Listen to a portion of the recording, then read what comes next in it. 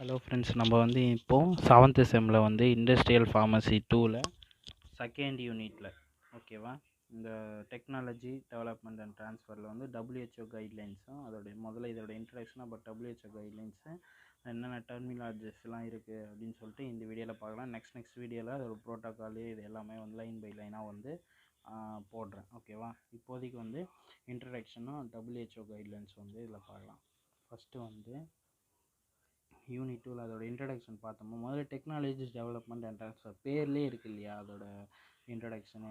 ஒரு technology transfer அப்படின்னா என்னதுன்னா, இது ஒரு ப்ராசஸ். ஓகேவா, இப்போது ஒரு டெக்னாலஜி வந்து டெவலப் ஆகுது எதுலனா வந்து ஒரு ஆர்கனைசேஷன்லேயோ இல்லை ஒரு ஏரியாலேயோ நம்ம பண்ணுற ஒரு பர்பஸ்லேயோ வந்து ஒரு டெவலப்மெண்ட் வந்து நம்ம இருக்குது அப்படின்னு சொன்னால், அந்த டெவலப்மெண்ட்டை வந்து வேறு ஒரு ஆர்கனைசேஷன்லேயோ இன்னொரு ஏரியாலேயோ வேறு ஒரு பர்பஸ்லேயோ அதை அப்ளை பண்ணி அதுலேயும் வந்து டெவலப்மெண்ட்டை வந்து கொண்டு வரது தான் வந்து டெக்னாலஜி டெவலப்மெண்ட் அண்ட் ட்ரான்ஸ்ஃபர்.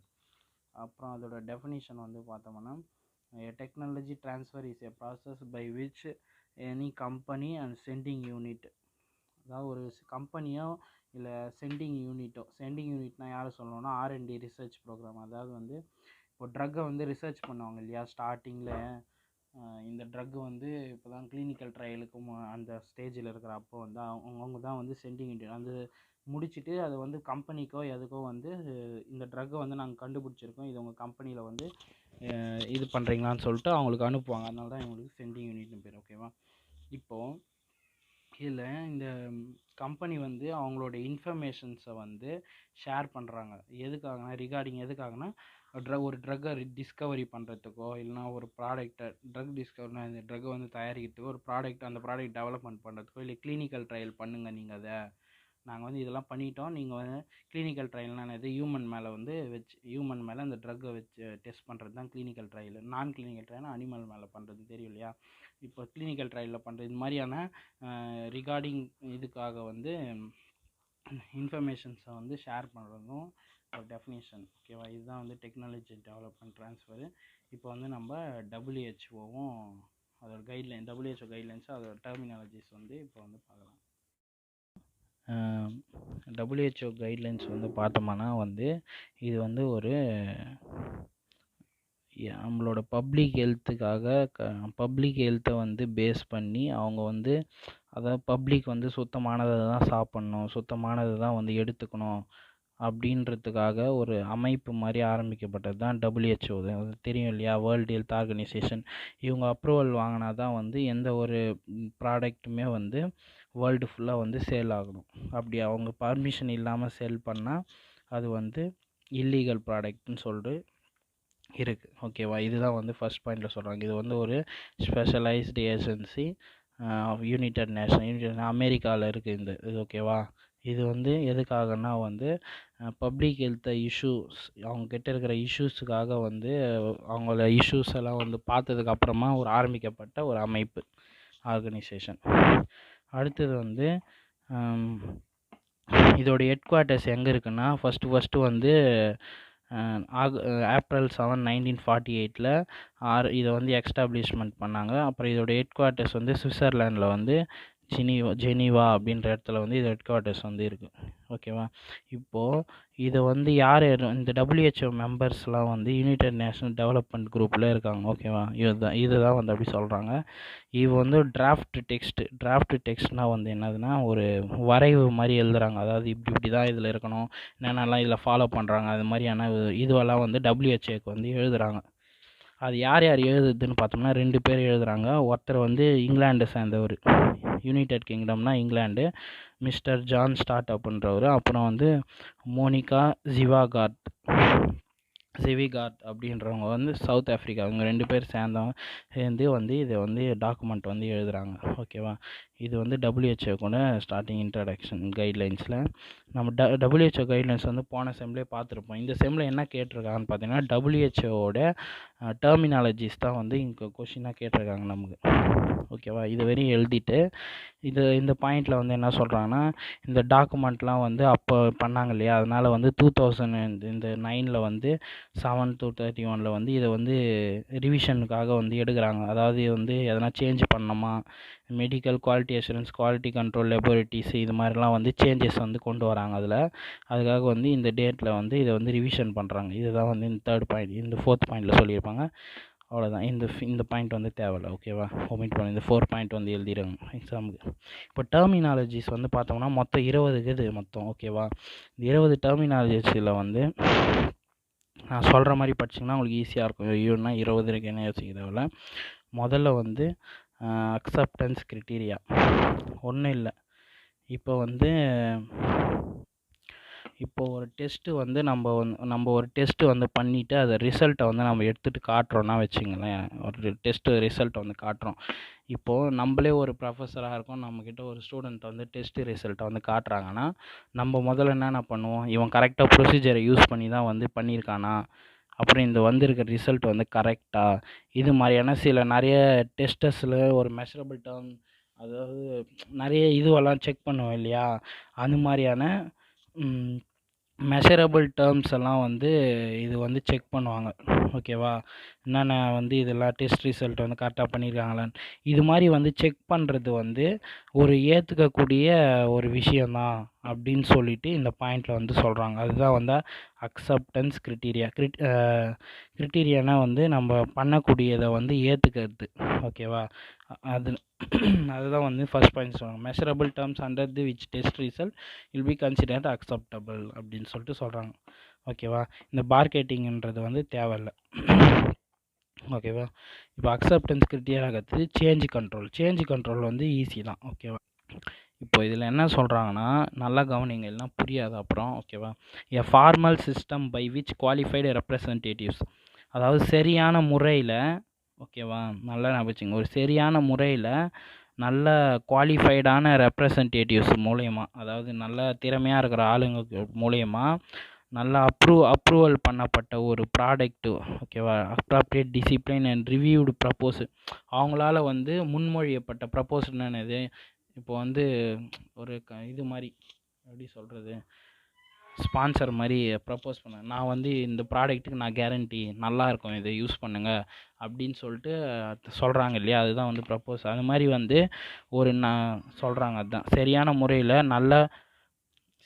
முறையில் நல்ல குவாலிஃபையான பர்சன்ஸ் மூலயமா ஒத்துக்கக்கூடிய அந்த ப்ராடக்ட்ஸ்லாம் வந்து ஏதாவது ஒரு ப்ராப்ளத்தை வந்து அதோட கண்ட்ரோல்ஸ், அதாவது இந்த மாதிரி தான் அது ஒர்க் ஆகிறதுல வந்து எதனா ஒரு சேஞ்சஸ் வந்து நடந்துச்சுன்னா வேலிடேஷன் ஸ்டேட்டஸ் வந்து அஃபெக்ட் ஆகிறது. ஓகே, அந்த மாதிரி அஃபெக்ட் ஆகிறது தான் வந்து சேஞ்ச் கண்ட்ரோல். அதாவது இந்த கண்ட்ரோலில் வந்து இது இருக்கும் அப்படின்னு சொல்லிட்டு அவங்க சொன்ன விஷயம் வந்து அது சேஞ்ச் ஆகிடுது இல்லையா, அதுதான் வந்து சேஞ்ச் கண்ட்ரோல் அப்படின்னு சொல்லிட்டு இதில் சொல்கிறாங்க. அதுதான் இந்த பாயிண்டில் இந்த லைன் வந்து வேணாம். ஓகேவா, இந்த வேலிடேஷன் ஸ்டேட்டஸ் வரையும் எழுதிங்க, அது வரையும் போதும் இதுக்கு. ஓகேவா, இதெல்லாம் அப்புறம் வந்து இப்போ நம்ம என்னென்ன பார்த்துருக்கோம், அக்செப்டன்ஸ் கிரிட்டீரியா, அப்புறம் சேஞ்ச் கண்ட்ரோல். ஓகேவா, அடுத்தது வந்து கிரிட்டிக்கல்னால் என்னன்னு தெரியும் இல்லையா உங்களுக்கு. கிரிட்டிக்கல்னால் ஒரு இக்கட்டான சூழ்நிலை தான் கிரிட்டிக்கல் சொல்லுவாங்க. இப்போ வந்து என்னன்னா, இப்போது எதனா ஒரு ப்ராடக்ட், ஒரு ட்ரக்கோடைய அதோட குவாலிட்டியும் இல்லை பர்ஃபார்மன்ஸும் வந்து பொட்டென்ஷியலாக வந்து எதனா பாதிப்பு, பொட்டென்ஷியலான எதுனா சான்ஸ் டு இம்பேக்ட் அஃபெக்ட். ஓகேவா, பொட்டென்ஷியல்னால் அதிகபட்சம்னு சொல்லலாம், இல்லைனா சான்ஸ்னு சொல்லலாம். Okay, having a potential to. ஓகேவா, இப்போ இந்த ப்ராடக்டோட குவாலிட்டியும் இல்லை பர்ஃபார்மன்ஸும் வந்து அஃபெக்ட் ஆகிறதுக்கு வந்து சான்ஸ் இருக்குதுன்றத வந்து தான் கிரிட்டிக்கலான கண்டிஷன்ஸ்னு சொல்லுவாங்க இல்லையா, அதுதான் வந்து இந்த பாயிண்டில் சொல்கிறாங்க. அடுத்தது வந்து கிரிட்டிக்கல் கண்ட்ரோல் பாயிண்ட். இதுவும் ஒன்றும் இல்லை, steps which control the applied to essential elimination of pharmaceutical hazards. இப்போது அசார்ட்ஸ்னால் என்னது, ஒரு ஹார்ம்ஃபுல்லான சப்ஸ்டன்ஸ் தான் வந்து. ஓகேவா, அந்த ஃபார்மசூட்டிக்கல் குவாலிட்டி அசார்ட்ஸை வந்து எலிமினேஷன் பண்ணுறதுக்கும் அதுக்கப்புறம் வந்து அதுக்கிட்டேருந்து ப்ரிவெண்ட் பண்ணுறதுக்கும் வந்து ஒரு ஒரு கண்ட்ரோல் வச்சுட்டுருக்கோன்னா அதுதான் வந்து கிரிட்டிக்கல். அது இந்த பாதிப்பை வந்து கண்ட்ரோல் பண்ணுறதுக்காக இருக்கிறது தான் வந்து கிரிட்டிக்கல் கண்ட்ரோல் பாயிண்ட். எதை கண்ட்ரோல் பண்ணுறதுக்காக தான் நம்ம அந்த பாதிப்பு கிட்ட நம்மளை ப்ரிவெண்ட் பண்ணுறதுக்கும் அப்புறம் அந்த பாதிப்பை வந்து எலிமினேட் பண்ணுறதுக்கும் அந்த அசாட்ஸ்ன்னுவாங்க இல்லையா, அதை வந்து அதெல்லாம் கம்மி பண்ணி அதை அக்செப்ட் பண்ணிக்கிற லெவலை வந்து நான் அக்செப்டபிள் லெவல், ஓகேவா, நம்ம அந்த பாதிப்பு பொருளை வந்து எடுத்துக்காமல் ரெடியூஸ் பண்ணுறதுக்கு தான் வந்து இது வந்து யூஸ் ஆகுது, ஓகேவா. அப்புறம் வந்து கரெக்டிவ் ஆக்ஷன்ஸ். அதாவது இப்போ கரெக்டிவ் ஆக்ஷன்ஸ் வந்து பார்த்தோம்னா any action to be taken in result monitoring and critical control. இப்போ கிரிட்டிக்கல் கண்ட்ரோல் பாயிண்ட் வந்து எதனா அந்த ட்ரக்கில் வந்து சில லாஸ் ஆஃப் கண்ட்ரோலு, அதாவது நம்ம ரிசல்ட்டில் வந்து மானிட்டரிங்னா செக் பண்ணுறாங்க இல்லையா, பார்வை அது ஒரு கண் வச்சுக்கிறது அது மாதிரி பண்ணிகிட்டு இருக்கப்போ அந்த கிரிட்டிக்கல் கண்ட்ரோல் பாயிண்ட் வந்து அதில் ஒரு லாஸ் ஆஃப் கண்ட்ரோல் இருக்குதுன்னு வந்து இண்டிகேட் பண்ணிச்சேன்னா அந்த டைமில் வந்து நம்ம எந்த ஆக்ஷன் வேணால் எடுக்கலாமா, ஓகேவா. Any action to be taken எதுக்காக அப்படின்னா அந்த ட்ரக்கு வந்து இந்த மாதிரி லாஸ் ஆஃப் கண்ட்ரோல் இருக்குது இல்லையா, அதை வந்து சரி பண்ணி ஒரு குட் ப்ராடக்டாக மாற்றுறதுக்கும் அப்படி இல்லைன்னா வந்து அதை வந்து எலிமினேஷன் இல்லை இந்த ட்ரக்கே வேணாம் இது இப்படி தான் இருக்கும் போல இருக்குன்னு அதை வந்து ரிஜெக்ட் பண்ணுறதுக்கும் வந்து அவங்க எந்த வித அதாவது கரெக்டிவ் ஆக்ஷனாக வந்து அதை மாற்றுறாங்க இல்லையா, அதனால் வந்து எந்த ஆக்ஷனை வந்து அவங்க எடுக்கலாம் அப்படின்னு சொல்லிட்டு சொல்கிறாங்க. அடுத்தது வந்து பார்த்தோம்னா குவாலிட்டி ரிஸ்க் மேனேஜ்மெண்ட்டு. இப்போ குவாலிட்டி ரிஸ்க் மேனேஜ்மெண்ட்னால் இது ஒரு சிஸ்டமேட்டிக் ப்ராசஸ், ஓகேவா. இவங்களோட வேலையே என்னென்னா அந்த ஒரு ஃபார்மசூட்டிக்கல் ப்ராடக்டில் வந்து எந்த வித ரிஸ்க் இருக்குது அப்படின்னு அந்த குவாலிட்டியில் வந்து எந்த வித ரிஸ்கெல்லாம் இருக்குதுன்னு சொல்லிட்டு அசஸ்மெண்ட்டுன்னு அது கண்டுபிடிக்கிறது, அதை வந்து கண்ட்ரோல் பண்ணுறது, அப்புறம் அதை கம்யூனிகேஷனை மற்றவங்களுக்கு சொல்கிறது இந்த மாதிரி ரிஸ்கெல்லாம் இருக்குப்பா அதில் அப்படின்னு சொல்லிட்டு கம்யூனிகேஷன் பண்ணுறது. அப்புறம் ரிவ்யூ ஆஃப் ரிஸ்க், அந்த ரிஸ்க்கை பற்றி அவங்க வந்து ரிவ்யூ பண்ணுறாங்க, இது எப்படி இது பண்ணலாம், என்னென்னலாம் வரும் ப்ராப்ளம், அந்த மாதிரி எல்லா விஷயத்தையும் ரிவ்யூ பண்ணுறது, இந்த மாதிரியான எல்லா விதமுமே இந்த குவாலிட்டி ரிஸ்க் மேனேஜ்மெண்ட் வந்து பண்ணுவாங்க, ஓகேவா. அதனால தான் இதுதான் வந்து குவாலிட்டி ரிஸ்க் மேனேஜ்மெண்ட்டு. அடுத்தது வந்து பார்த்தோம்னா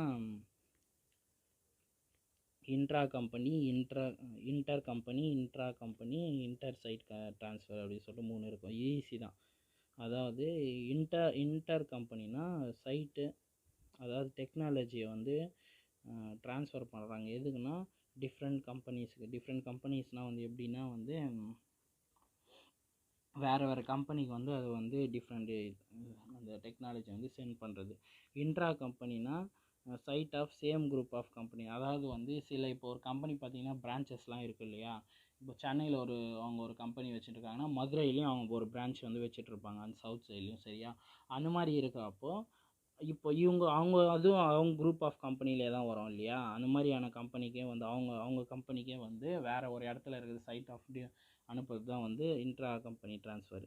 இதுவே இன்டர் சைட் ட்ரான்ஸ்ஃபர்னால் வந்து ஒரே இடத்து இப்போ சென்னையில் கம்பெனி இருக்குன்னா அவங்களுக்குள்ளேயே வந்து அனுப்பிச்சிப்பாங்க, ஓகேவா. இங்கேருந்து இதை இந்த ரூமுக்கு எடுத்துகிட்டு போப்பா அந்த மாதிரியான டெக்னாலஜி வந்து ட்ரான்ஸ்ஃபர் பண்ணுவாங்க இல்லையா. அது மாதிரி சேம் கம்பெனிக்கே வந்து ட்ரான்ஸ்ஃபர் பண்ணிட்டு தான் வந்து இன்டர் சைட் ட்ரான்ஸ்ஃபர், ஓகேவா. இப்போ இதுவரை பார்த்தாச்சு. இன்னும் வந்து இந்த ப்ராசஸ் கண்ட்ரோல் வந்து தேவையில்லை, ஓகேவா. இப்போ வந்து இதுவரை பார்த்தாச்சு இல்லையா. அடுத்தது வந்து qualification action of proving and development. ஒரு குவாலிஃபிகேஷன் எடுத்துக்கிட்டோம்னா அதாவது கம்பெனியில் வந்து இப்போ வந்து இண்டஸ்ட்ரியில் இப்போது ப்ரிமிசஸ்ன்னு சொல்லுவாங்க இல்லையா. ப்ரிமிசஸ்னால் என்னது, அந்த கட்டட அமைப்பு, அந்த உள்ளே வச்சுருக்கிற அந்த வால்ஸோட ரூம்ஸ் எல்லாம் எந்த மாதிரி டிசைன் பண்ணியிருக்காங்கன்றது தான் ப்ரிமிசஸ் சொல்லுவாங்க. அந்த மாதிரி ப்ரிமிசஸ் சிஸ்டத்தையும் இல்லைன்னா அந்த எக்யூப்மெண்ட்டை வந்து ப்ராப்பராக இன்ஸ்டால் பண்ணியிருக்காங்களா, அது எப்படி ஒர்க் ஆகுதுன்ற எல்லா விதமான இதுவையும் வந்து டாக்குமெண்ட்ஸையும் அதை ப்ரூவிங் பண்ணுறது வந்து செக் பண்ணுறது தான் வந்து குவாலிஃபிகேஷன், ஓகேவா. இது ஷார்ட்டாக சொல்லிட்டாங்க. இப்போ வந்து உள்ளே வந்து அது தனித்தனியாக இருக்கும். Installation qualification, operation qualification, performance qualification. இது பார்க்குறப்ப உங்களுக்கு தெரியும் இன்ஸ்டாலேஷன் குவாலிஃபை என்னது, அந்த எக்யூப்மெண்ட்டை வந்து பக்காவாக இன்ஸ்டால் பண்ணியிருக்காங்களா இல்லையா, நம்ம சொன்ன இடத்துல பண்ணியிருக்காங்களா, இதுக்கு எவ்வளோ ஸ்பேஸ் பிடிக்குது, அப்புறம் நம்ம இன்ஸ்டால் பண்ணுறப்ப எதனா டேமேஜ் பண்ணிட்டாங்களா, இது மாதிரியான எல்லா விதமான இதுவையும் வந்து செக் பண்ணுறது தான் வந்து இன்ஸ்டாலேஷன் குவாலிஃபிகேஷன், ஓகேவா. அடுத்தது வந்து ஆப்ரேஷன் குவாலிஃபிகேஷனாக வந்து அதுதான் இப்போ இன்ஸ்டால் பண்ணிட்டாங்க, அது வந்து எப்படி வந்து ஆப்ரேட் ஆகுது அப்படின்னு அதோட சிஸ்டத்தையும் எல்லாத்தையும் வந்து எல்லாமே வந்து அதோட ரேஞ்சு கெப்பாசிட்டி எப்படி இருக்குது, ஆப்ரேஷன்லாம் எப்படி சொல்கிறது, அதை இப்போ வந்து நம்ம வண்டி ஒன்று எடுக்கிறோம், அது வந்து எந்த அளவுக்கு வந்து உழைக்குது, அதாவது எவ்வளோ நாள் எவ்வளோ வருஷத்துக்கு வந்து இது இருக்கும், அது மாதிரியான டீட்டெயில்ஸ் எல்லாம் வந்து தெரிஞ்சுப்போம் இல்லையா. அது மாதிரி தான் வந்து இந்த இதுக்கும் வந்து இத்தனை வருஷம் எவ்வளோ இருக்கும், இந்த வருஷம் உழைக்கும், இப்போ எத்தனை வருஷம் வாரண்டி இருக்கும், அந்த மாதிரியான டாக்குமெண்டட் வெரிஃபிகேஷன்ஸ் எல்லாம் வந்து செக் பண்ணுறது தான் வந்து ஆப்ரேஷன் குவாலிஃபிகேஷன். ஓகேவா. அடுத்தது வந்து பர்ஃபார்மன்ஸ் குவாலிஃபிகேஷனு. பர்ஃபார்மன்ஸ்னால் வந்து அது அவங்களுக்கே தெரியும், பேர்லேயே இருக்கு இல்லையா. அது வந்து ஒர்க் பண்ணி வச்சு பார்க்குறது, அதாவது அவங்க ஃபிட் பண்ணியிருக்கிற இது வந்து கரெக்டாக ஒர்க் ஆகுதா. இப்போ சில கம்பெனிஸ்லாம் வந்து 1 lakh டேப்லெட்ஸ் வந்து தயாரிப்பாங்க ஒரு நாளைக்கு. ஓகேவா. அந்த 1 lakh டேப்லெட் வந்து இப்போ ஒரு 5-6 வருஷம் அந்த மிஷினுக்கு உழைச்சிச்சு அந்த கம்பெனிக்குனால திரும்ப அது 1 lakh டேப்லெட் தான் வந்து தயாரிக்கணும். அது மாதிரி வந்து அது பர்ஃபார்மன்ஸாக வந்து நல்லா பெட்டராக இருக்குதான்னு சொல்லிட்டு எல்லாத்தையும் வந்து மெயின்டைன் பண்ணிகிட்டே வருவாங்க. ஓகேவா. அதுதான் வந்து பர்ஃபார்மன்ஸ் குவாலிஃபிகேஷன். இதெல்லாம் வந்து செக் பண்ணுறது 3 ஓகேவா பார்த்தாச்சா. ஸ்டாண்டர்ட் ஆப்ரேட்டிங் ப்ரொசீஜர்னால் எஸ்ஓபி எல்லாருமே படிச்சிருப்போம் 6th செம்மில், 5th கூட படிச்சிருக்கோம். இப்போ ஸ்டாண்டர்ட் ஆப்ரேட்டிங் ப்ரொசீஜர்னால் ஒரு எக்யூப்மெண்ட் இருக்குது, மிஷின் இருக்குன்னா அதை எப்படி வந்து நம்ம ஹேண்டில் பண்ணணும், அது எப்படி வந்து நம்ம யூஸ் பண்ணணும் அப்படின்னு சொல்லிட்டு ஒரு ப்ரொசீஜர் வந்து ஒரு ஆத்தரைஸ்டு ரைட்டிங் ப்ரொசீஜர் வந்து எழுதி வச்சுருப்பாங்க, இன்ஸ்ட்ரக்ஷன்லாம். ஓகேவா. அதுதான் வந்து எஸ்ஓபி சொல்லுவாங்க. ஆல்ரெடி அந்த மிஷின்ஸை வந்து யூஸ் பண்ணவங்க எழுதி வச்சுருப்பாங்க. இப்போ புதுசாக வரவங்க வந்து அந்த எஸ்ஓபி பார்த்து இப்படி தான் இந்த மிஷின்ஸை வந்து யூஸ் பண்ணணும்னு சொல்லிட்டு அவங்க தெரிஞ்சுப்பாங்க. ஓகேவா. அது மாதிரியான இதுவும் அப்புறம் அந்த எக்யூப்மெண்ட்டை வந்து எப்படி மெயின்டைன் பண்ணணும், எப்படி க்ளீன் பண்ணணும், அப்புறம் வேலிடேஷன், இது மாதிரியான எல்லா டீட்டெயில்ஸும் வந்து அந்த எஸ்ஓபியில் வந்து இருக்கும். ஓகேவா. அதுதான் வந்து சொல்கிறாங்க இதில். அது மட்டும் இல்லாமல் இப்போ ட்ரக் மாஸ்டர் ப்ரொஃபைல், இது ஒன்றும் இல்லை. ட்ரக் மாஸ்டர் ஃபைல்னால் எல்லாருக்கும் தெரியா. அந்த ட்ரக் எப்போ வந்து வந்தது, எப்போ வந்து தயாரித்தாங்க, முதல்ல எப்போ பர்மிஷன் வாங்கினாங்க, எப்போ பேட்டன்ட் வாங்கினாங்க, அது எப்போ நம்ம தயாரித்தோம், எத்தனை பேட்ச் தயாரிச்சிருக்கிறோம், இது மாதிரியான அதோட ஃபெசிலிட்டி, ப்ராசஸ்ஸு, ப்ராடக்ட்டு, அப்புறம் ட்ரக் ரெகுலேட்டரி அத்தாரிட்டி கிட்ட இதெல்லாம் வந்து சப்மிட் பண்ணோம் ட்ரக் மாஸ்டர் ஃபைல். ஓகேவா. அது வந்து ஏதாவது ஒரு ப்ராப்ளம் வந்தாலோ இல்லை இந்த ட்ரக்கு வந்து அதாவது எப்படி சொல்கிறது, அதான் incorporation into application of marketing authorisations. அதாவது இந்த ட்ரக்குனால எதனா நமக்கு எப்போ வேணால் யூஸ் இருக்கலாம் இல்லையா. அதாவது இந்த மாதிரி ப்ராப்ளம் ஆகிடுச்சு, அந்த ட்ரக் எப்போ தயாரிச்சது, அந்த மாதிரி டீட்டெயில்ஸ் எல்லாத்தையுமே வந்து ட்ரக் மாஸ்டர் ஃபைலில் தான் வந்து ஸ்டோர் பண்ண, அது ப்ரொசீஜர்லேருந்து எல்லா டீட்டெயில்ஸுமே வந்து. ஓகேவா. அதுதான் ட்ரக் மாஸ்டர் ஃபைல். அதாவது டீட்டெயில் இன்ஃபர்மேஷன் ஸ்டார்டிங்லேயே கொடுத்துருக்காங்க. அதாவது ஸ்பெசிஃபிக் ஃபெசிலிட்டிஸ் அது எல்லாமே. ஓகேவா. இதுதான் வந்து டெர்மினாலஜிஸ் ஆஃப் WHO கைட்லைன்ஸ் இது. ஓகேவா. ப்ரோட்டோக்கால் வந்து நெக்ஸ்ட் வீடியோவில் பார்க்கலாம். இதோட நோட்ஸ் வந்து பார்த்தோன்னா டெலகிராம் சேனலில் லேர்ன் வித் ஜீவித்தில் வந்து போட்டு வச்சுருப்பேன். ஓகேவா. அதில் வந்து பார்த்தீங்கன்னா உங்களுக்கே தெரியும்.